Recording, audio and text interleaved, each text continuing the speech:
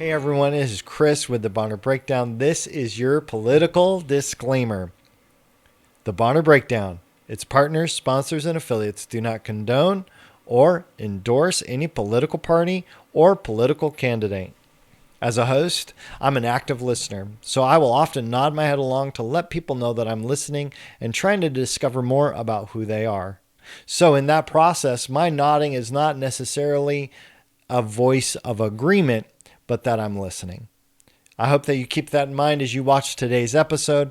Like, share, follow, subscribe. Make sure that you are sharing out whether you like it or dislike it. Interact with us online as much as you can. That helps the Bonner Breakdown continue to grow. So with that, we thank you so much for watching and have a great day. Hey everybody, this is Chris and welcome to the Bonner Breakdown. This is episode 30 with Gary Suppiger. Gary is with us today. He's a candidate for state representative here in District 1B, and we are excited to have him on the show. He's been very active on doing some live interviews or doing the Sunday live thing. So Gary, man, it's so good to have you on the show with us today. Welcome to the Bonner Breakdown. Wow. Well, thanks for having me, Chris. This is a new experience. I've done several of these Zoom interviews this spring. It's a very different election cycle. We're all adjusting, but I'm having fun going forward. That's great. That's awesome. So, Gary, we start off every single episode with what I call the good report.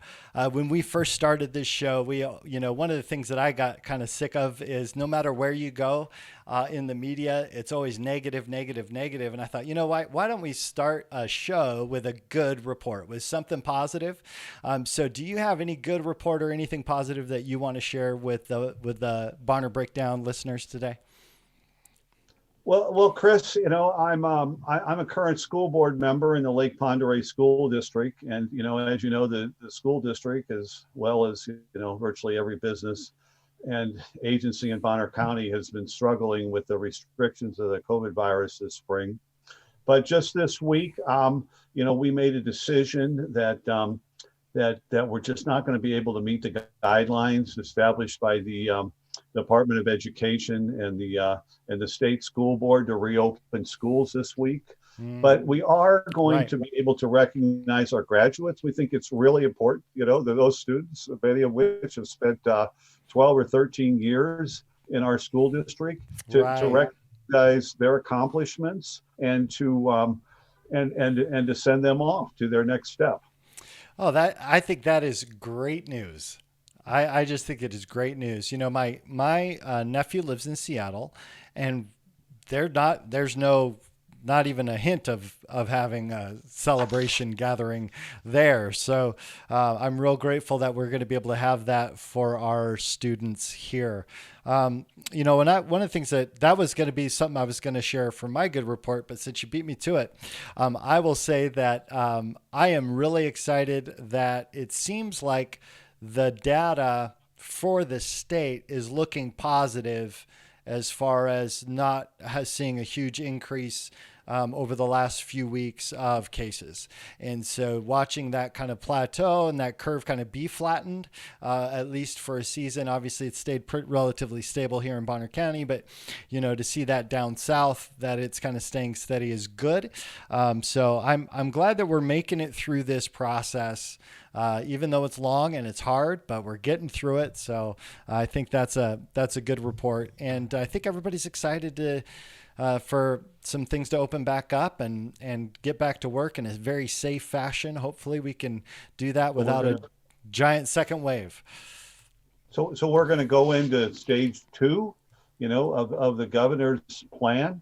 I think this Saturday, which is going to allow some of the local businesses, including restaurants, hotels, shops, bars, even bars, to open with restrictions, social distancing, masks. There will be some restrictions, but I think it's great news, that our downtown area, is going to come back to life.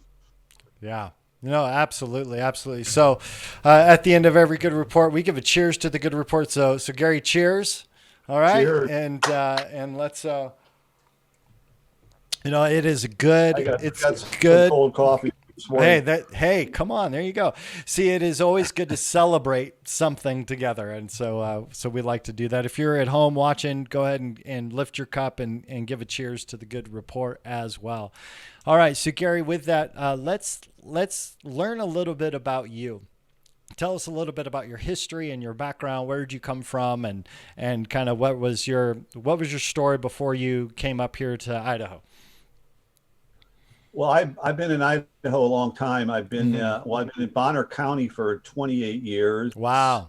and my wife and I moved here in 1992, and we started our family here. We raised three children here, and our Wonderful. children all went from kindergarten through 12th grade in Mm-hmm. this school district. We're involved in church and a lot of school and other activities. Our family really thrived here, and I think Bonner County is a great place to live. Mm-hmm. Great, great, and I know that when you at some point since you came up here, you started a business up here. What do you do business wise?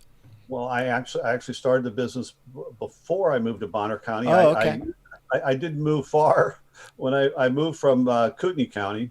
So I started a business in southern Bonner County while I was still living in Kootenai County in 1985. I'm a forester by training, Okay. and I've had several forestry jobs. I worked for the United States Forest Service at one point. I worked for a large lumber company, Louisiana Pacific, here in North Idaho for 5 years. In 1985, I decided to go in business for myself. I founded and have continually operated a pole manufacturing business in southwest Bonner County. It's actually north of the Kootenai County line, Okay. in the New Valley of Spirit Lake, and I manufacture poles. Wow, that's cool. And how? So, what's the name of your business? Well, it's called Panhandle Forest Products. We Okay. started there. We started there in southwest Bonner County, but we now have a facility in western Montana at St. Oh, great. Regis. We have a facility in Rathdrum where we do our treating.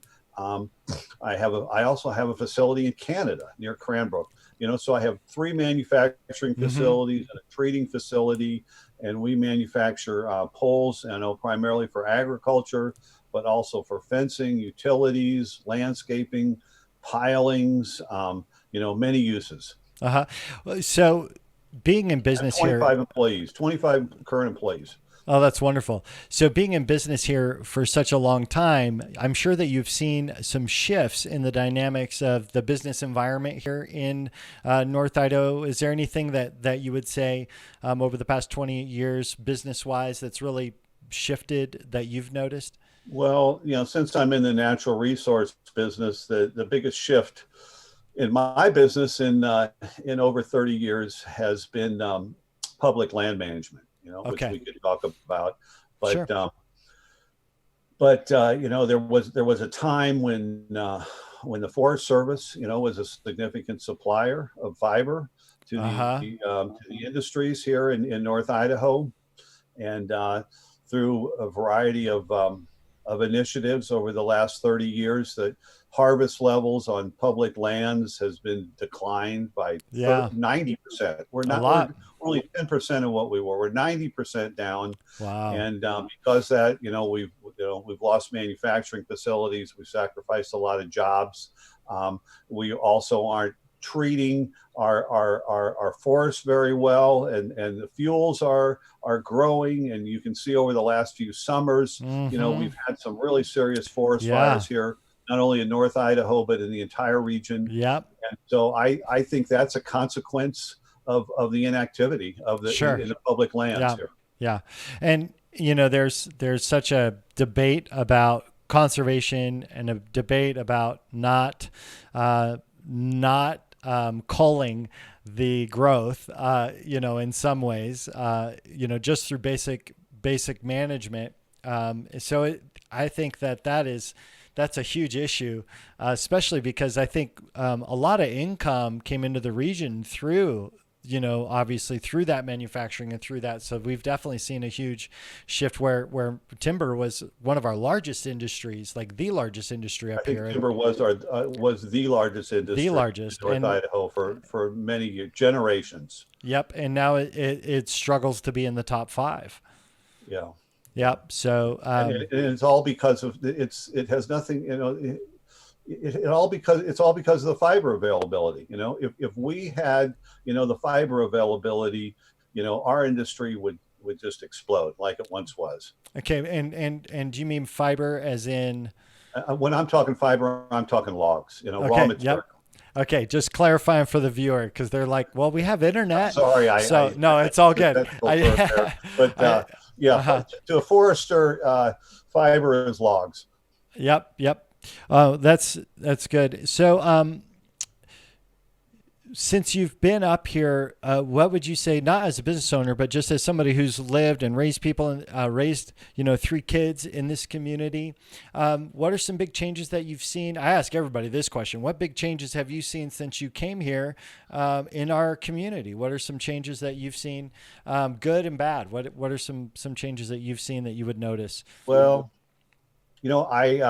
I didn't move far. I came to Bonner County from Kootenai County, and in Mm-hmm. 1992, my wife and I left Kootenai County because it was getting too crowded, Mm-hmm. and now it's feeling crowded here in Bonner County. Mm-hmm. We're seeing just tremendous growth, a lot of building, a lot of new people coming to the area. I'm welcoming new people, but I just think we need to cautiously grow, in a planned way. Uh-huh. Um, and Yep. I'm concerned about the cost of housing, particularly. Mm-hmm. Housing, the cost of how Bonner County is a high cost of living area. It is. Primarily because the cost of housing here, Mm-hmm. and I would like to see some solutions to that.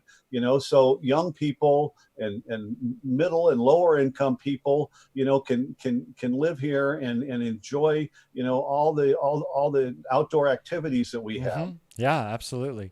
Yeah, and in my role at the housing agency, that's my primary concern and the thing that I look at the most. And at this point, we've got to become very creative to provide housing opportunities for people who live and grow up here, and start off on these in basic jobs or manufacturing jobs, the jobs that aren't paying what retirees are earning when they move here. So there's got to be a balance found somewhere in But there. this is So, as you know, I'm on the Lake Pend Oreille School Board, and uh-huh.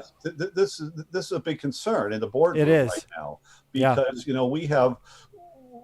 I think our assistant superintendent told us a few years ago that over half of our staff was scheduled to retire within, or could retire, was qualified for retirement within the next 5 years. Mm-hmm. So I mean, if we, and these are older teachers that own Yep. their homes, That's many of right. them have two incomes, so they're going to retire from the top end of the salary schedule, which is based on experience. Uh-huh. And then we're going to have to replace those people with younger teachers who are at the lower end of the salary Mm-hmm. schedule, and they're going to have to come to Bonner County and try to afford housing, and Mm-hmm. it's very difficult. Yeah. Matter of fact, I remember when the superintendent told me, we came to a board meeting a couple of years ago, and he just kind of had this bewildered look on his face. And I asked him what was going on, and he says, I interviewed one of the most dynamic young teachers, I've ever met today, and I offered him a job, and he asked me what it paid, and when I told him, he turned me down. He said, I can't afford to live here on that wage. Yep. Yep. I absolutely believe it.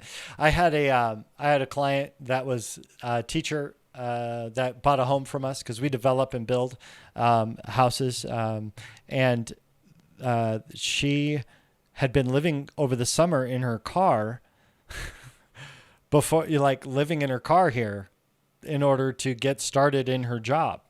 And so, you just kind of shake your head a little bit at some of the situations that we're kind of in at the moment, and housing, and then of course this kind of maybe just is a real natural segue into this issue of school funding that I know is something that's kind of a main part of your campaign.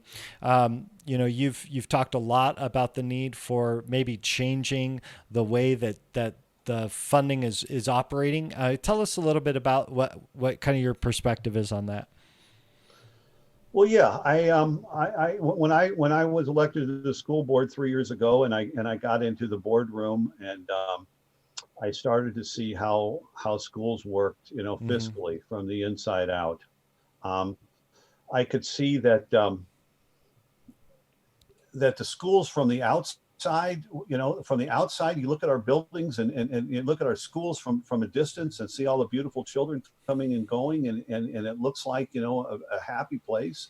But the reality is that schools in our district and all across the state are really struggling. They're really struggling. According to the American Education Association, which is a very, very legitimate organization, Idaho has now dropped to 51st. We're dead last between all the states and the District of Columbia in what we spend per student to educate, our most precious resource, our children. So I saw a need, to provide the resources to give the children, the tools they need to succeed after they Mm-hmm. finish school here in Bonner County. And so I don't care whether you're going on to college, or you're going into the workforce, or you're going on to a vocational school, or into the military. You need the tools to succeed. And, Mm-hmm. and I think it's every community's, every district's obligation to provide those tools. Well, in Idaho, the majority of the funding for schools comes from the state. There is a little bit of federal money, and there's an ever increasing segment of local property taxes.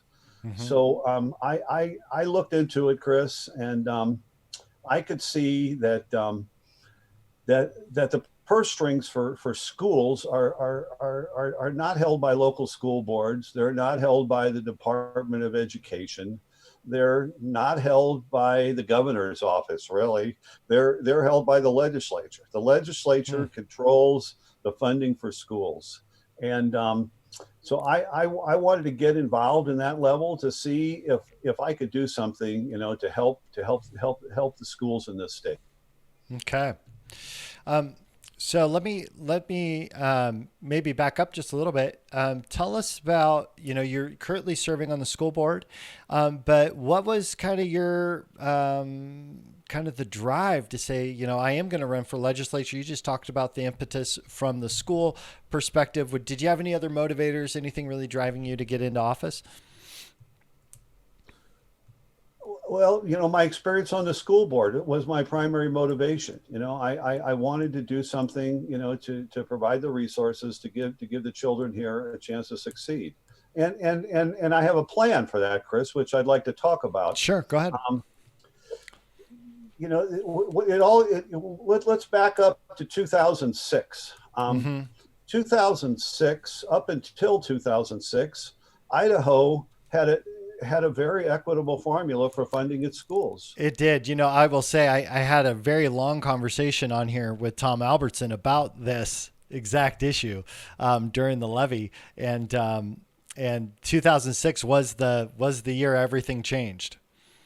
2006 was a landmark year Yep. for school funding. So up until 2006, the funds that the state provided, allocated by the legislature, provided 90 something percent of the cost of education, and education was funded by the Department of Education with resources from the legislature on a very equitable basis. Mm-hmm. So monies went from the legislature through the Department of Education to the districts, and was allocated equitably. So that every student in the state, I think, had a fair share of the resources. Well, in 2006, Okay.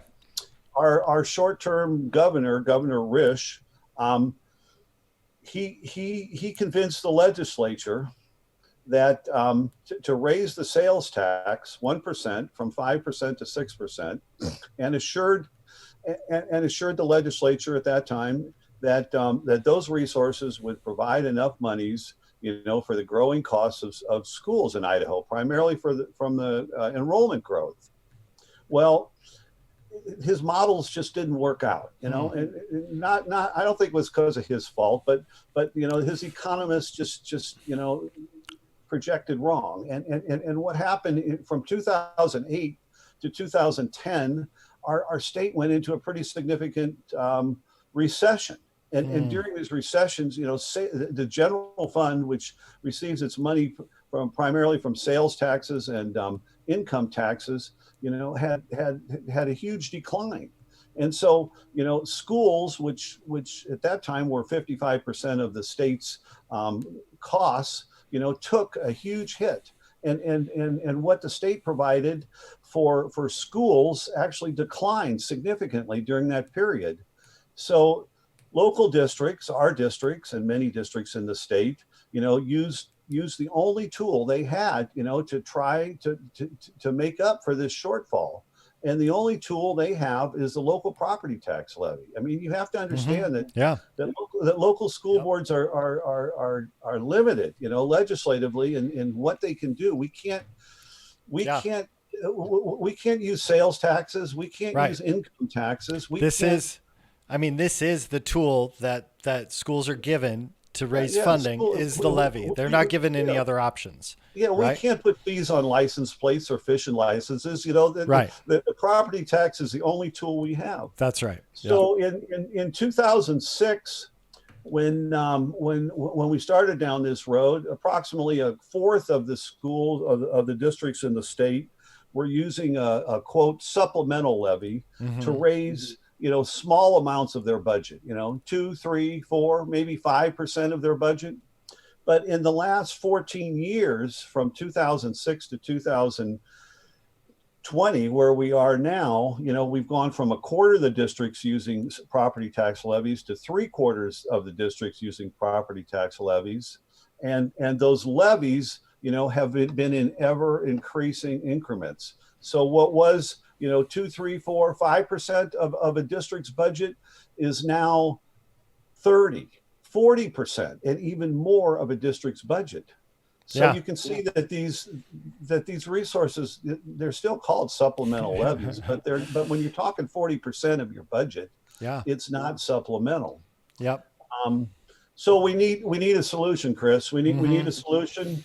And you couple this inadequate education with the inequity of it. The inequity of it is that of the 120 some odd school districts in this state, they're all different. They're all different. They're all in different parts of the state. They have different assessed valuations of the property taxes within their district. Yep. They have different enrollments in their schools. They have different levels of democratic support, for their levies.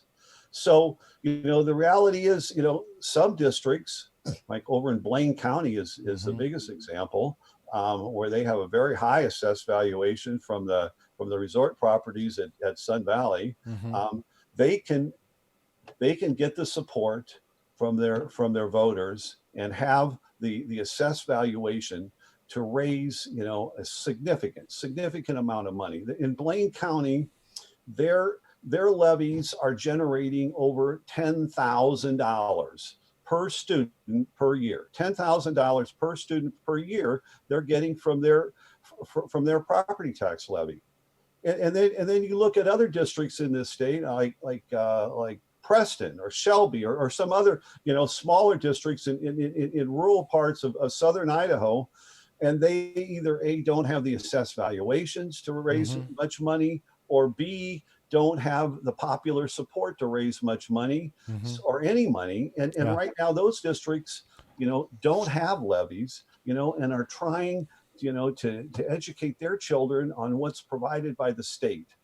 And it's, so the bottom line is, in Blaine County, they're spending 3 times as much per student per year as they are in Preston or Mm. Shelby.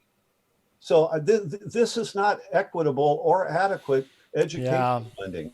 You know, Yeah. I happen to believe that every student in this state, deserves, an equitable and adequate education, and the same Hmm. resources, be invested in his education. Hmm. That's not the Hmm. system we have now.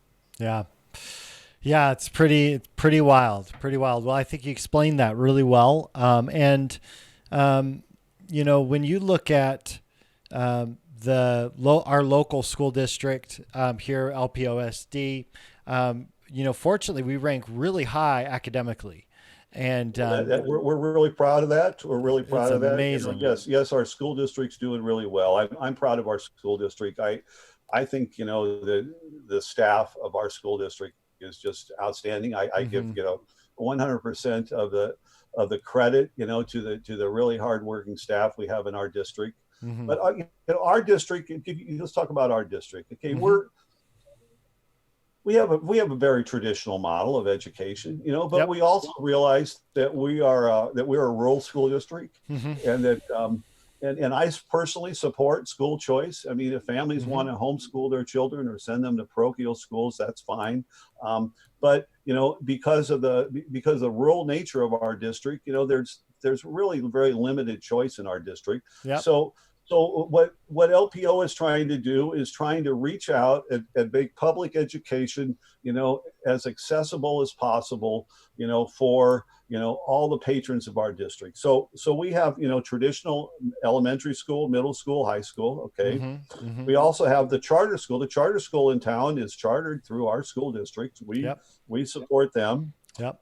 We have a homeschool program. Hmm. We are the only Only public one. school district in the state of Idaho that has a homeschool program. And it Hmm. is incredible. Yeah. We've had to, We have a 7-year-old, and she's participated in that this year because we've been doing homeschooling this last year.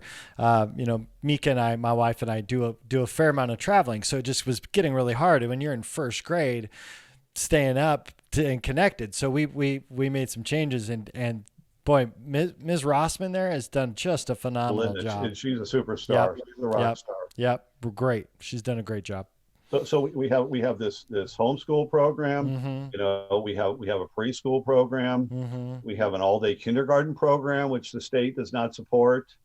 We have an after-school program, which we got a grant for. So Yeah. students, and it's not just a babysitting program. We have an No. after-school program where students can stay late. They get a stack, they get some physical activity, they get a That's right. recess, but then they come in, and they work on their homework or Mm-hmm. whatever activities they Mm-hmm. have. Um, Yeah, we and have a very broad extracurricular program that involves a lot more than athletics. mm-hmm. We've got dance and drama and band and all kinds of academic competition teams. I'm really proud of what we do. and Mm-hmm. and and we have families with children, say, that are high school age, that are homeschooled, and these children, want to do things that are hard to do at home. Like if they want to be in the band, they may not have the facility for that, or they want to be at a play, or they want to be on the football team, or they want to be, say, at our aerospace club, which is a great program. Mm-hmm. So Mm-hmm. we welcome those children to participate in public education, Mm-hmm. at whatever level they're comfortable with. No, that's great. That's excellent. That's excellent. So when you kicked off your campaign, um, um, it seemed like you set up kind of a pretty good media strategy. I like your Sundays with Suppiger that you are doing. And I think the educational side of that for you to be able to kind of get kind of your main points and kind of your updates out. Kind of tell us about that process of getting going in your campaign. How's that been going for you? Well, we've had to change gears, a couple times. I mean, when Mm-hmm. we started this, we thought it was going to be a traditional campaign, and on election day, everybody was going to go to the polls and vote. Mm. Um, so then we got into the coronavirus, and the governor instituted the restrictions, which, by the way, I support. I think coronavirus is dangerous. I think it's deadly. I think the governor, is acting in the best interests of the people in this state, to put us on restrictions. And now that we're showing good numbers, to start to resume our economic activity is overdue. But so, we had to go to a campaign where we used social media. Mm-hmm. I feel like the strength of my campaign is personal appearances, but in this campaign, there's no personal appearances. Mm-hmm. There's no forums, there's no debate, there's no gatherings of any type. You can't even go door to door and talk to voters. Mm-hmm. So we have to get creative. Yeah, we use Sundays for Suppigers. We had to do it from the park because we couldn't gather anywhere. Mm-hmm. But we've done that. We're doing Facebook. We're doing our website. Mm-hmm. We're working through it, Chris. Mm-hmm. Yep. Yeah. And um, so what are with your campaign? We've talked about the education side. What are some of the main issues, kind of core components that you're passionate about with your campaign right now? Well, okay. I talked to you about education Mm-hmm. and the inadequacy and the inequity of education funding. But Mm-hmm. the other part of that is I have a plan to solve that. Okay. I think we ought to take the education portion of local property tax off of the shoulders of the local property tax owners Okay. because, just like I said, it's inherently inequitable. Every district is different. Some districts can raise significant amounts of money. Some can't either. Because of that, children are getting, vastly different resources devoted to their education. So I think we ought to go back to 2006 and have funding for Yeah. schools through the Department of Education through an equitable formula, so that every student in the district, in the state, is getting adequate and even resources to vote for their education. So I think that Mm-hmm. property taxes should be reserved for local governance. Mm-hmm. Counties and cities get most of their funds from property taxes, and frankly, I think that should be untouchable for the legislature. I don't think the legislature should get involved because we have county commissioners and we have city Mm-hmm. councils, Yep. and we have a process, for determining and making decisions about the taxes locally. Mm-hmm. And when like this session, Mm-hmm. the legislature tried to get involved, and they tried to freeze property taxes. Anyway, I don't support that. I think the legislature needs to get out of the business of trying to regulate local communities, Mm-hmm.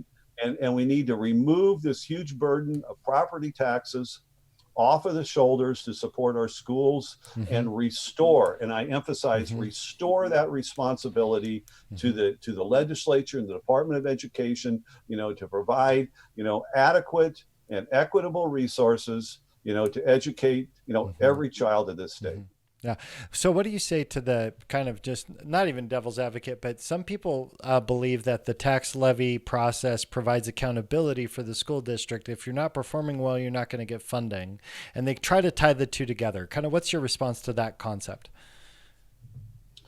Yeah, our critics, as you know, we passed a supplemental levy Mm-hmm. about a year ago. Actually, I think it was Mm-hmm. in March.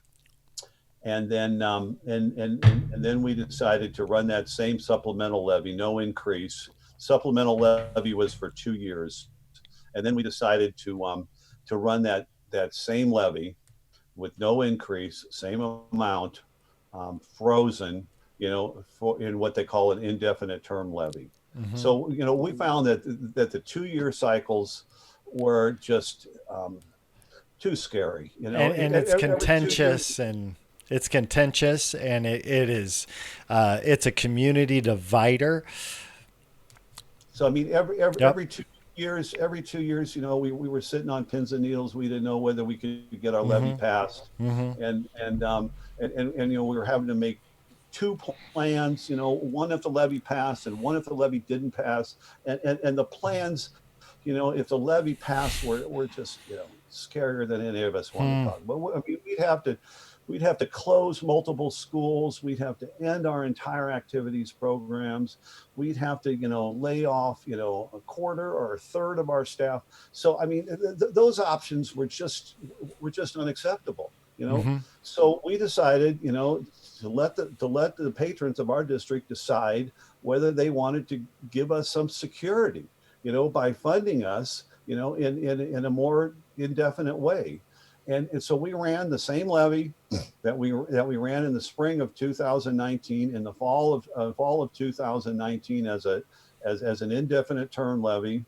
It was a contentious vote. Levies are always Hmm. contentious. Yep. Um, but our patrons supported us by a narrow margin, and so now, we feel like our district is in the best place it's ever been. Financially, we have adequate resources, to go forward and plan. Now, one of the critics, Chris, one of the criticisms of the Hmm. indefinite term levy Sure. was that it takes away accountability and it takes away That's public that's input. that's exactly what I was asking. You bet. Yep. So I'd like to make the point that is not true at all. Our budgeting process every year is always public.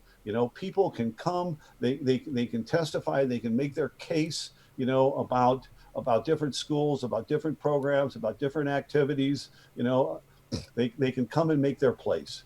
And every, so our budgeting process is open to the public.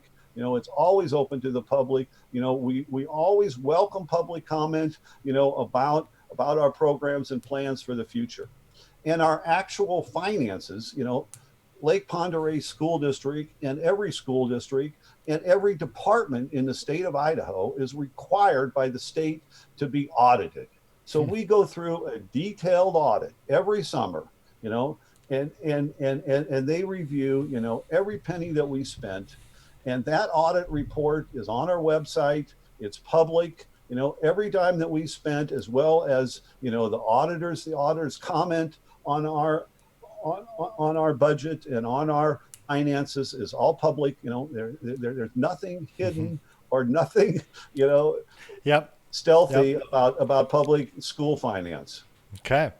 Yeah. No, I think that's a good answer. I think that now that that has gone through the court process and it's settled, I think that it's nice. The one big benefit, no matter where you stand on the issue, is that the school district can make plans long term instead of only making short term plans year by year. And so you actually save a ton of money on any organization when you create a long plan, a long term plan. You can actually budget better and save money in much more efficient ways over the long haul, and use that money more wisely. So, I'm glad at least it's all settled. So yeah, I'm very thankful to our patrons, for supporting our levy. I know for a lot of them, especially senior citizens living on Mm-hmm. fixed income, it was difficult. Mm-hmm. And I just want to tell everyone, I feel the pain. I don't like paying property taxes, and I Mm-hmm. think property taxes are a poor way to finance schools. They're a Mm-hmm. very poor way to finance schools because they're inherently, inequitable. there's Okay. there's there's a better way. So always, the challenge we had was about property taxes, and always the discussion at levy time is about property taxes. Mm-hmm. So I mean, I hear the pain, I hear the frustration. I think there's a better way, Mm-hmm. not only for our district, but for all the districts in the Okay. state, and and most importantly, for all the public school students of this state. I think they all deserve, an equal and equitable education. And the only way to do that is to take it off of the shoulders of the local property tax owners and put it, back into the legislature, the Department of Education, where it belongs. Okay.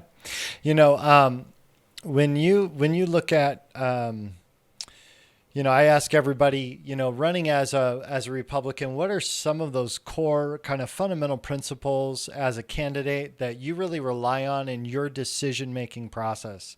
One of the reasons why I have politicians and people running for office, I hate calling them politicians, but having people run for office on the show is to find out how they think. So, what are some of those core principles that really help you in your decision making process that you kind of go back to as kind of your bedrock principles?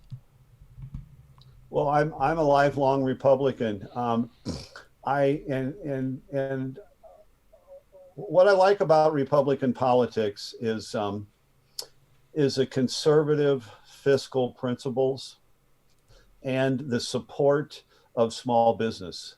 Um, I really like what Governor Little has done, in reducing regulations and fees for small business and using the state, to assist business instead of fight business. So I like that we are eliminating fees, we are eliminating regulations, we're streamlining, procedures, so that small businesses can thrive in this state, and Governor Otter and Governor Little now, are been very successful. The economy of our state, is expanding rapidly, and I think their policies, in supporting small business, have a big part to do with that. And I support, sound fiscal management, support for small business, and that's, a very Republican principle. Mm-hmm. Mm-hmm. Cool. So when you look at some common claims. Okay, they're going to look at some common claims made about Gary Suppiger, and so like I mentioned to you before we got on, it seemed like this year was a little bit more contentious than what I've seen in the past, and so one of the claims, just give you a chance to answer it, I'll say, is that you're encouraging Democrats to switch Republican to vote for you. That's a claim that I saw just recently, and how do you respond to that? How do I respond to that? Um, Democrats have their own choice. Right. I'm running as a Republican candidate. I welcome Democrats that want to support my campaign. I'm not soliciting them to change parties to Okay. solicit to vote for me. But those Democrats that feel that I represent, their principles, because I support education, I support healthcare, I support legislative initiatives, so I support, a lot of things that many Democrats support. Mm-hmm. And if they choose, to support me because we share some thoughts on some issues, I welcome that. Okay.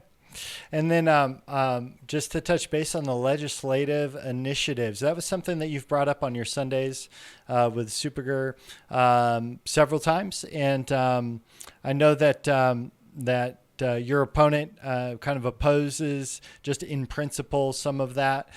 So kind of what's your take on the legislative initiatives, and why is that important for you?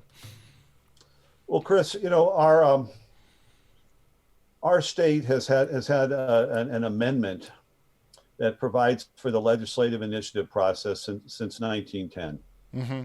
So this is 110 years old now, and it's amendment to our Constitution. It's Mm-hmm. part of our Constitution. Yeah.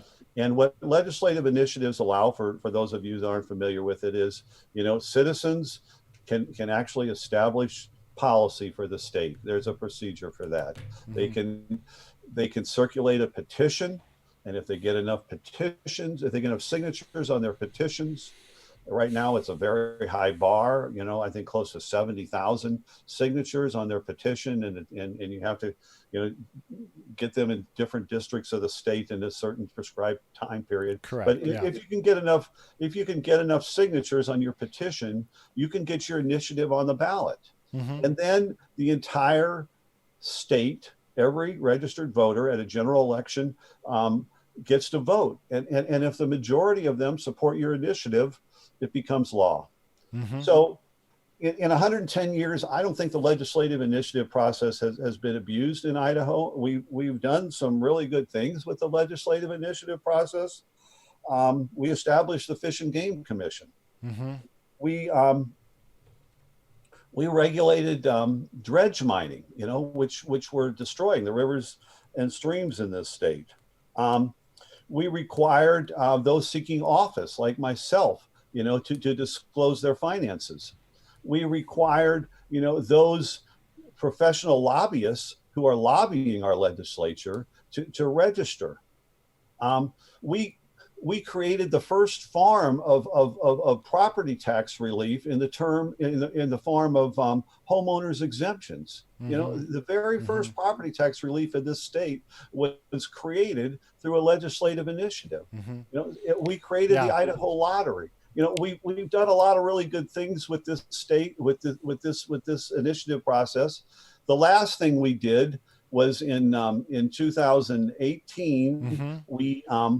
We expanded health care coverage, Mm-hmm. called Medicaid Mm-hmm. expansion, Mm-hmm. and that was a contentious issue. It was. Yep. And because of that, I think my opponent, did not support that. He did not support Medicaid expansion when it was proposed. He did not support it all the way through the Mm-hmm. signature gathering Yep. process. He did not support it when it came to when it came on the ballot. He did not support it after it was passed by over 60% of the voters in the state, and he tried to reverse it in the legislature, and then when that didn't happen, he tried to defund it. This is, in my mind, Medicaid expansion is kind of a no-brainer. I mean, for those of you that Okay. aren't familiar with Yeah. it, I'll explain it. We have Medicaid, which provides health care, primarily to children Mm-hmm. and handicapped, and the very poor, below the poverty line. And then we have the Affordable Care Act, which assists, doesn't provide, but assists, citizens who are making between, I think, 138% in income of the poverty line and 400%. So there was this gap. There was this gap in between, the people on Medicaid, at the poverty line, and those in the Affordable Care Act. Mm-hmm. Well, the Affordable Care Act, provided a provision for them, but it was on a state by state basis. Right. And what the Right. provision was, it said the federal government would pay up to 90% of the cost of anyone who was in the gap, and we call this Medicaid expansion. So, I think 40 something states now have expanded Yep. Medicaid, Yep. and Yep. and Idaho, had the chance to do this for Mm-hmm. our legislature failed to act for 8 legislative sessions. Hmm. So a group called Reclaim Idaho formed right here in Bonner County. Mm-hmm. Sage says that that the process discriminates against small communities, but Hmm. the issue that he has the biggest problem with was actually Barn in a small rural community that he happens to represent. Um, Sure. so, Sure. so I applaud these people with Reclaim Idaho. They with no money, with a bunch of moms in tennis shoes, collecting signatures, Mm-hmm. on the playground. They Mm-hmm. were able, to get enough signatures to put this thing on the ballot, Mm-hmm. and the citizens of Idaho passed it, and it's now the law. And you know what? It doesn't cost us anything. Yeah, it's definitely been 90%. underutilized from projections as well, which is Exactly. cost So less. I mean, Yep. Chris, 90% is federal. Okay, 90% of the cost is federal. The state has to provide 10% matching funds. Okay, so in Idaho, we had the money in a trust fund from the tobacco settlement. We had the money in a designated, medical care trust fund from the tobacco Mm-hmm. settlement. Mm-hmm. And we used all those monies the first year to fund it. In the second years, we used 90% of the monies from the trust fund and 10% of the monies from money that had been budgeted from indigent medical care, which was no longer necessary because they were going to be covered by Medicaid expansion. So So in Idaho, through Medicaid expansion, we we now have over 70,000 Idahoans that are receiving health care, many of which for the first time, and we have 2,500 of those right here in this district, that are providing health care. Hmm. Um, but my opponent's been, consistently against it. He Yeah. voted against funding Medicaid expansion in the most recent legislative session when the pandemic was erupting. So he voted against health care. Yeah, like I said, I'm with you, and in a sense, I hear what you're saying.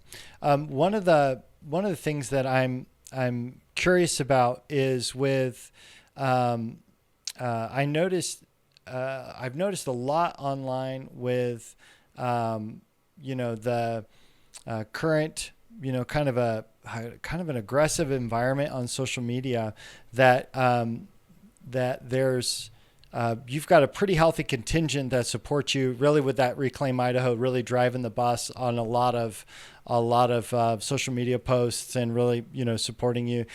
So that's something that I've noticed. Do you have a group that you work with to help kind of navigate your social media platform and any of that stuff, or is it just kind of everybody just kind of does their own thing? This is, I'm not very media savvy. It's just my daughter helps me. Okay. She's pretty good Yep. at it. Yep. Yep. So yeah, my daughter, is my, webmaster and communications manager, and Okay. she's been navigating that for me. Okay. Yeah, I was just curious because um, that's been one of those areas that has been I think really difficult one this year on social media across the board. Um, when you look at changing, is there anything that you would change to the current amendment initiatives as far as that amendment? Is there any improvements that you feel like it needs made, or so that I, one? I think Chris, what I want to do is just preserve the process we want now. Okay, okay, Like in the wake of the expansion of Medicaid, there were members of the legislature, including my opponent, who I don't think supported Medicaid expansion, and well, they definitely didn't support correct. Medicaid Hmm. expansion.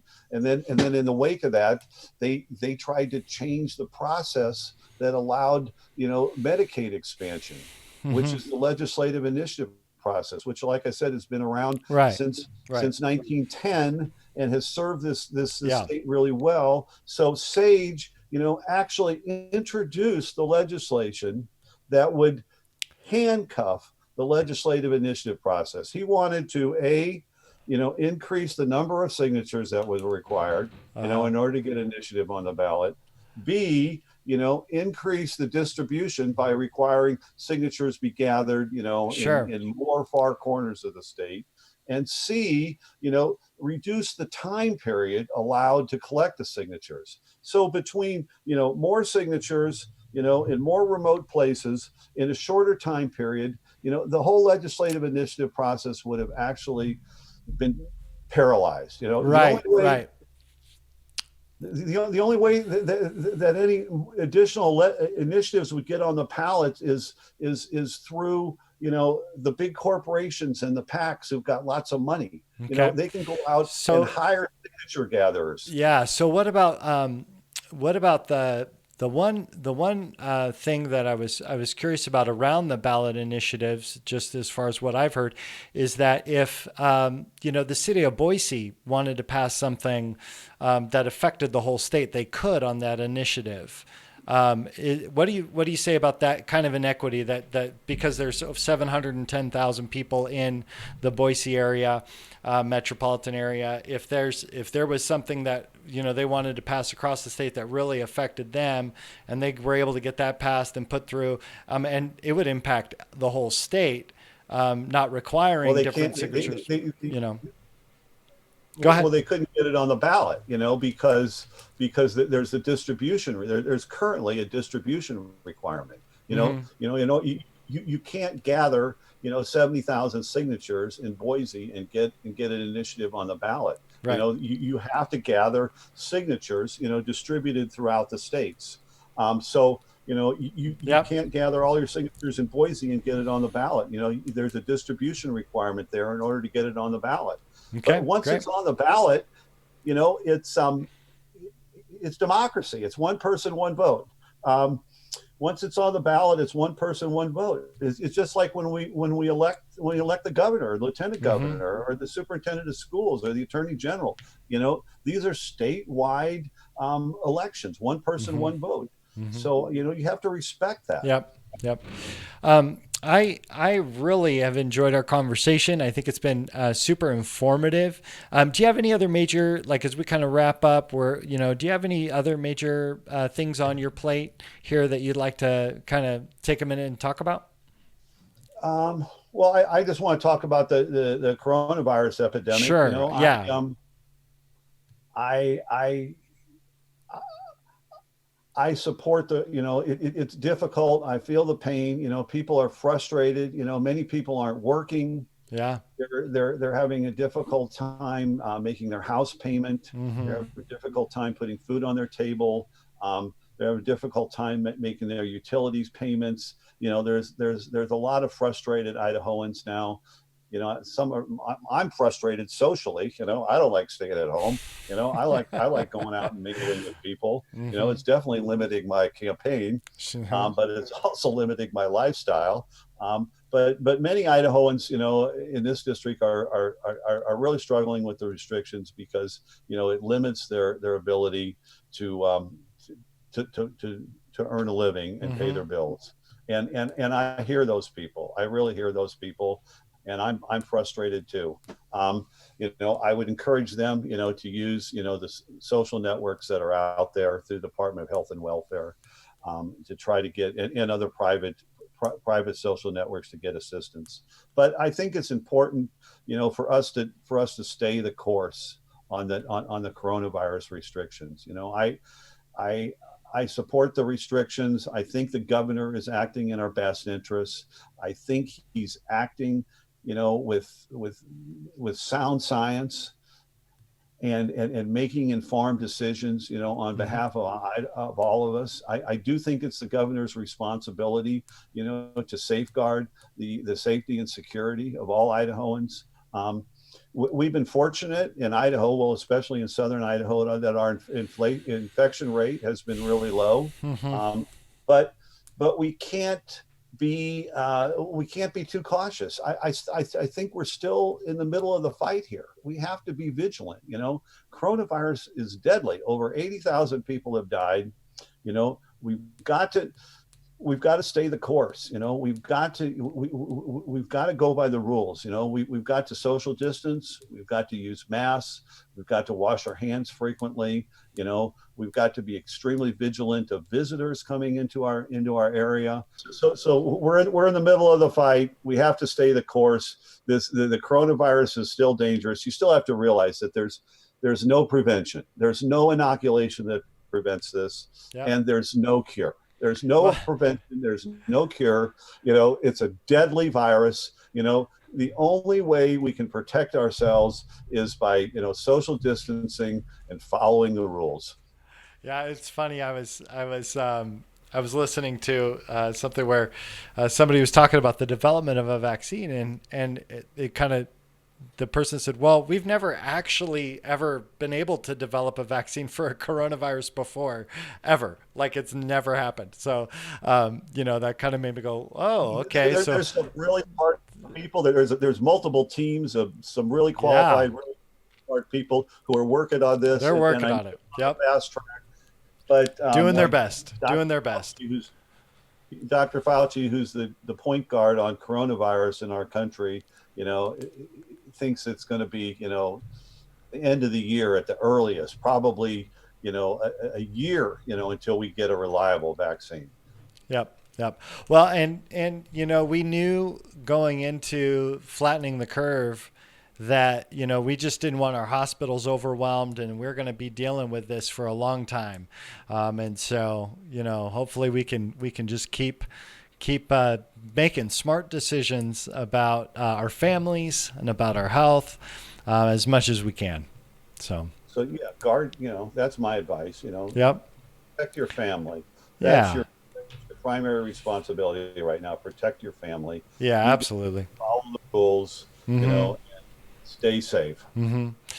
Well, Gary, it was great to have you on today. I appreciate you taking the time to be with us and doing this interview via Zoom. During this season of not doing a lot of. I took, I took, well over an hour of your time and your listeners' time, Oh, but it's I great. thank you for this opportunity to participate in this Mm-hmm. forum. I think I think it's important. Yeah, down the road, hopefully, when we are able to do more live events in smaller spaces, I really hope to do some moderating of some conversations between opponents. Would that be something you'd be open to down the road if doing Well, a sit I down was and looking forward to that in this cycle. right. I really like to, I really like to debate my opponent. Mm-hmm. Okay. Hey, awesome. And good luck. And thank you so much for coming on. And for everybody from the Bonner Breakdown, thanks for watching. And guys, have a wonderful day. Thank you, Chris. All right. Have a good one. Thank you for watching this episode of the Bonner Breakdown. Special thanks to Ting and BCHA for sponsoring this show. For more shows or to be a guest, please visit BonnerBreakdown.com. Have a great day.